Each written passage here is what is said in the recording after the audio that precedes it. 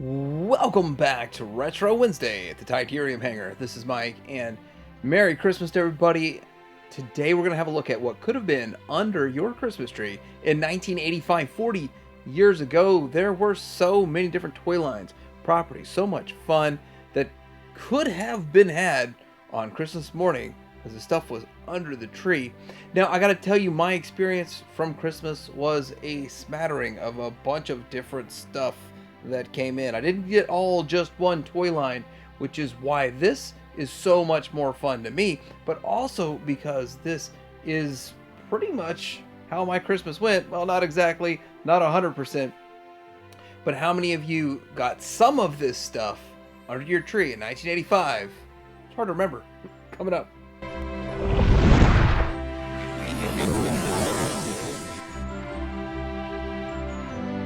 First off, we're going to see that G.I. Joe was big in 1985. There were so many great figures, so many great vehicles, and hard to choose. Which one was your best in 1985? Some people say even the next year, 1986, was the pinnacle year of G.I. Joe. But 1985 had so many amazing figures, so many bangers, so many great vehicles that it could have easily filled out your Christmas tree with your wish list. Your Santa list could have been filled with G.I. Joe figures and vehicles that year in 1985. 1985 brought us a lot of great Transformers, as 1984 was the debut year in the US for Transformers. 1985 just built upon it and carried over a lot of the 84 figures. Just were still on the shelves in 85, so you could have got them. 1985 brought us some new figures and vehicles that probably were under your tree. Well, the figure was a vehicle most of the time, unless it turned into a gun, because that's how 1985 was. Definitely a hot commodity in 1985 to build on the Transformers franchise. And what? Was Gobots still around? Well, yes, it was, but it changed. Gobots went to Rock Lords in 1985, and I will say I did have a handful of the Rock Lords as a kid, and I gotta say it didn't feel anything like Gobots. But these days, looking back on it, it was a lot of fun. Maybe it was not the right direction for them to go, but these could have been under your tree back in 1985, and maybe I had a few. Yeah, I think I got Magmar. Star Wars was still around in 1985, but this was the end of Star Wars. And I guess you could say they went out with a bang. They recarded a lot of their already released figures, but added a collector's coin. And I will say this, when I saw it in the store, I said, you can't fool me with this coin. I'm not buying the same figure again. Now I wished I had. It's kind of funny. They did put out 15 new figures in 1985. The fallacy of it being the last 17 is still a fallacy. It was 15, but they did get coins with two of the figures, the last two figures, the Jedi run. These could have been under your tree. They could have been 2 for $1 at KB Toys also. This is the year that Kenner came out with the Ewoks, and with the Ewoks, they only had 6 figures. And it was a good cartoon, animated series. It was kind of fun, but it didn't really feel like Star Wars so much. It felt like a departure, which is part of why it may have failed and been under your tree. How about the Droids figures? Did you ever get a Droids figure under your tree in 1985? Star Wars, the fork was stuck in it. It was done. It's funny that so many collectors look back fondly on these Droids figures that they never had and barely knew existed, and nowadays they are collector's items. But the last 17, of course, still are ones that people are after. Wouldn't it be funny if somebody got all these in 1985 for Christmas and held on to them for whatever reason? He-Man was still going strong in 1985, but it was more of She-Ra and the Evil Horde, but more figures, more toys, more stuff that could have been under the tree. One more year of adding to the catalog of figures that you could collect for the He-Man line, because it was yet another amazing year for He-Man. maybe one of their biggest years, maybe not. And one of the things I have to say is by 1985, I think I was completely out of He-Man and completely missed this era. But a lot of these figures were a whole lot of fun. They did a lot of interesting things because as the toy line aged, they had to do more, put more gimmicks in there. And so these were fun toys you got in 1985. Were they funner? Were they more fun? Hey, there was a He-Man Christmas special once upon a time. 1985 was another year that a toy line sort of ended, and the figures were pretty expensive nowadays. They were hard to get back then, and really hard to get now, and very expensive to get right now, including the Cyborg that's not pictured here. It was a really good run of 33 figures that they made. But the last bottom row of figures gets a bit pricey, gets a bit expensive. It's a challenge, but you know, they could have gone a little further and given us another row of figures. Those could have been under the tree also, but hey, Plastic Man would be my top pick, aside from Cyborg. Yeah, those two are my two favorites of that year. Dear Santa, I would like to get a Kenner Superpowers, Plastic Man, or a Sectaurs. 1985 brought us the Sectaurs, which Coleco did a good job with these figures. They look very interesting. The paint scheme, the fact they're bug people and they ride bugs and they have bug companions, and you could have gotten some bugs under the Christmas tree with your Sectaurs 1985, and if it had latched on, it could have gone further because they had more plans in the future. Sadly, those got canceled. The Hive has to be one of the tallest playsets made in the 80s. It is abnormally large, and it's all one big chunk of plastic with other pieces of plastic and metal attached to it. A lot of features, a lot of fun. The Hive is just an insane playset, and it was made for Sectaurs. 1985 brought us Rambo, which was another fun Coleco toy line, and with that, these figures based off the cartoon, but yet still dangerously based off the movie, with all the realistic details put into one of the figures. But the toy line itself was kind of a fun toy line. Definitely memorable with the ridiculous amount of accessories they crammed on a figure.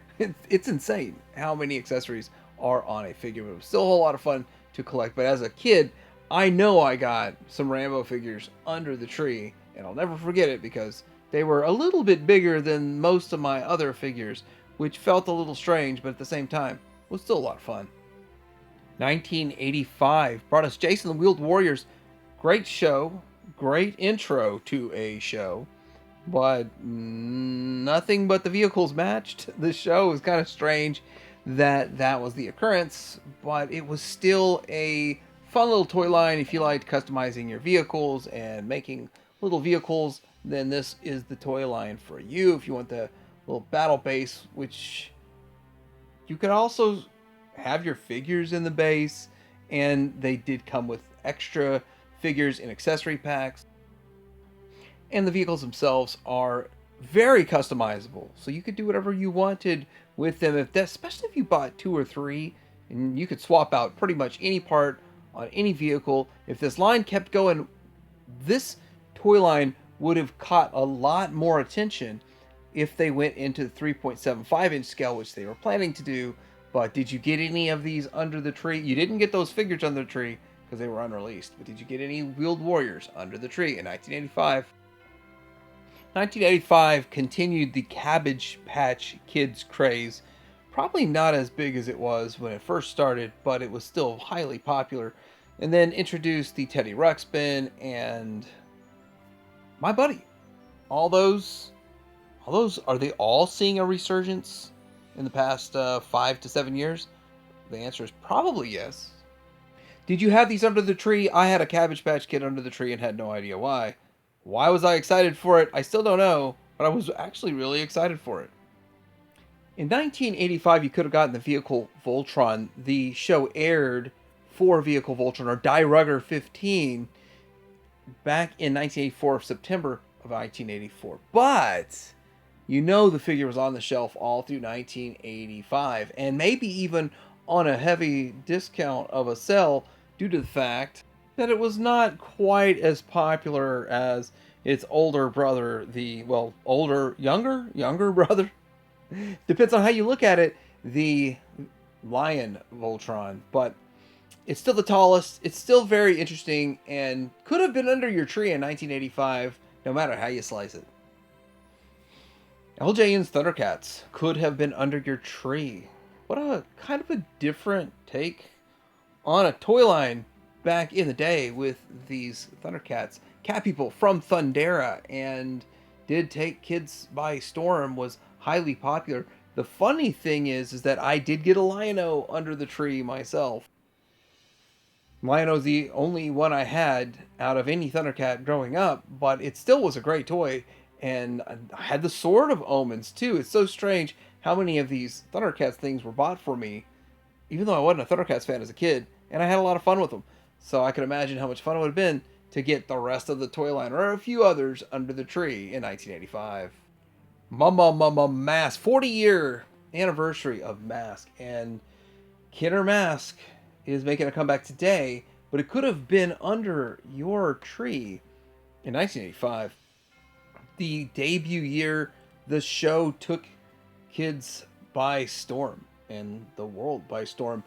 I gotta say, it captured my imagination, pulled me away from G.I. Joe and Transformers a bit, not a lot, but a bit. And with that, Mask could have been under the tree in 1985, and probably had less QC issues back then. Riding on the wave of Rambo's success, Diamond put out some Commando figures in two different scales. One scale to go neck and neck with your Rambo figures, and the other scale to go neck and neck with your G.I. Joes, or anything else out there, or your old Star Wars that you were probably ditching at the time. Was a great toy line for the kids to have some sort of a Commando, but I really feel like most kids just bought John Matrix, or got John Matrix, and the rest were just ignored. That's how this line feels. Did you get one of these random figures under the tree and say, who is this? Who is Specs? I mean, that's probably what you said if you got Specs. Defenders of the Earth was another fun toy line that had some superheroes in it and some really interesting villains. Only 6 figures, and there might have been every bit as many vehicles as there were figures in this toy line. Another one of those crazy toy lines that has a lot of vehicles and almost no figures, but it's still a fun toy line nonetheless for you to enjoy. Maybe you got these under the tree stuff. Usually ends up being something, you know, you get an extra gift because it was on sale or it was really cheap. These probably fall in that department, but they were the right size, right scale, a little bit bigger than 3.75 inch figures, but still fun. It would fit in and you could use them for a lot of different purposes. Did you get any of these under the tree? So let me know what you got under the tree in 1985, or any of the stuff that you remember that you might have got, because memories get foggy over 40 years. But did this take you down memory lane? Did you remember most of this stuff or all this stuff on the list? And everybody have a wonderful Merry Christmas. Tiberium Hanger out.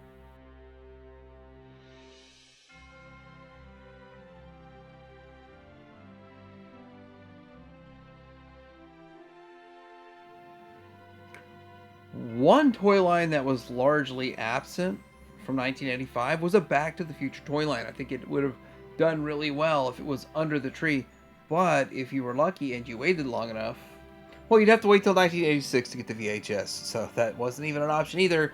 So then maybe that's something I could do next decade. What should have been released this year?